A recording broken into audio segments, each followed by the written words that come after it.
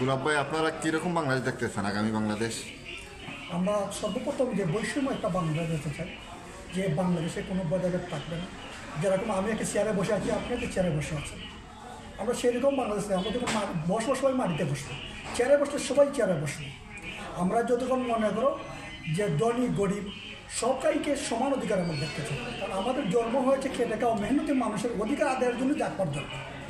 আমরা ওই বাংলাদেশ দেখতে চাই যে বাংলাদেশের একজন মানুষের না ইনসাফ নয়, প্রত্যেকটা মানুষের ইনসাফ পায়, যে প্রত্যেকটা মানুষের যে বুড়ের অধিকার, গণতান্ত্রিক অধিকার, বাতের অধিকার, চাকরির অধিকার, প্রত্যেকটি অধিকার বাংলাদেশের জনগণ জানতে চায়। তারই নাম হলো ইনসাফ।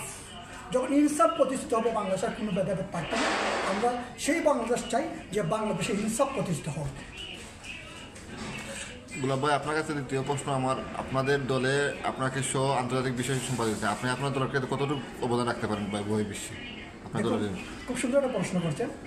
আমি যখন ছোট্ট একটা শিশু, বয়স মাত্র 12 বছর, তখনই মনে করেন সিলেটের রাজপথে জাগপথ ছাত্রলীগের একটা খুব শক্তিশালী মিছিল করতো সেই সময়।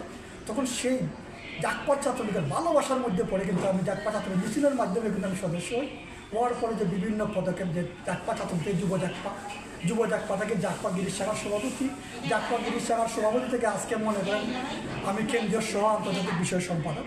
যে আমাদের দলের যে একটা ভাবমূর্তি বাংলাদেশে তৈরি হয়েছে, দেশের জনগণ জানে যে একমাত্র বাংলাদেশে যদি গণতান্ত্রিক দল তাকে যাচ্ছে, গণতান্ত্রিক পার্টি জাগপা। সেই জাগপা যদি বাংলাদেশে ক্ষমতা যায়, বাংলাদেশে ইনসাফ প্রতিষ্ঠিত হবে। কারণ আমাদের জন্ম হয়েছে রাজপথে এবং আমরা আন্দোলন করি রাজপথে, কিন্তু রাজপথের মাধ্যমে আমরা বিভিন্ন আন্দোলন করেছি, আমরা অনেক সফলতা অর্জন করেছি। এবং আগামী দিনে আমার দীর্ঘ বিশ্বাস, দল যে আমাকে দায়িত্ব দিয়েছেন কেন্দ্রীয় সহ আন্তর্জাতিক বিষয়